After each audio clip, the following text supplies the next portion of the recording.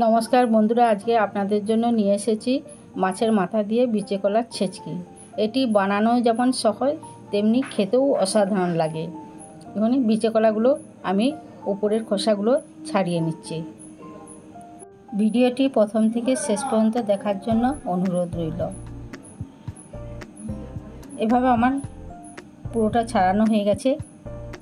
লম্বা করে দুভাগ করে নেব, আর একটা আলুকে একটু ফাঁক করে নিলাম, দিয়ে এগুলোকে আমি ভালোভাবে ধুয়ে নিয়ে কড়াইতে সিদ্ধ করতে দিয়ে দিলাম নুন হলুদ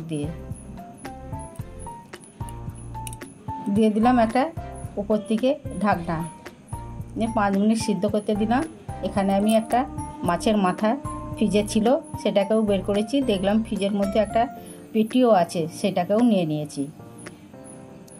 সেদ্ধ হয়ে গেছে।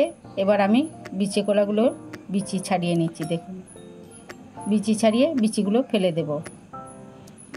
এইভাবে আমি সবগুলোই ছাড়িয়ে নেব।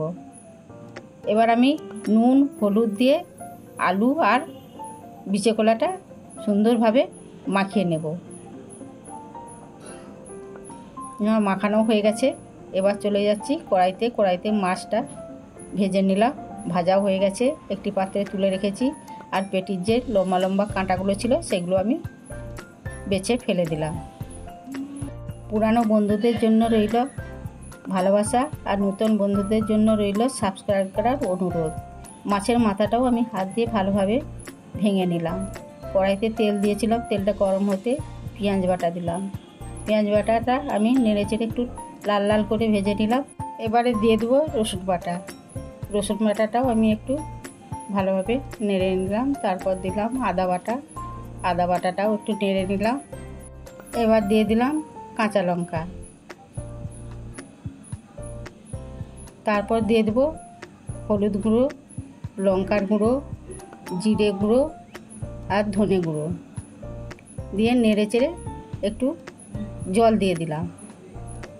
জল দিয়ে একটু ভালোভাবে নেড়ে দিলাম। তারপর দিয়ে দিলাম টমেটো কুচিটাও একটু নেড়ে দিলাম। এরপর দিয়ে দিলাম একটু লবণ, যাতে টমেটোটা তাড়াতাড়ি গলে যায়। ভালো করে নেড়ে চেড়ে কষে নিলাম। তেল বেরিয়ে যেতেই আমি দিয়ে দিলাম বিচে কলা সে মাখানোটা দিয়ে আমি ভালোভাবে মশলার সঙ্গে কষে নিলাম। এরপর দিয়ে দিলাম গুঁড়ো করা সে মাছের মাথা দিয়ে ভালোভাবে নেড়ে নিলাম। তারপর দিয়ে দিলাম একটু জল দিয়ে আমি ভালোভাবে এটাকে কষে নেব।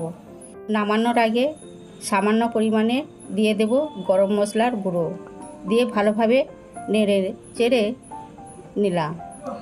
আমার রেডি মাছের মাথা দিয়ে বিচে কলার ছেচকি। এটি গরম ভাতের সঙ্গে খাবেন, খুবই অসাধারণ লাগে। আমার ভিডিওটি ভালো লাগলে লাইক কমেন্ট শেয়ার করবেন। সুস্থ থাকুন, ভালো থাকুন। দেখা হচ্ছে পরের ভিডিওতে।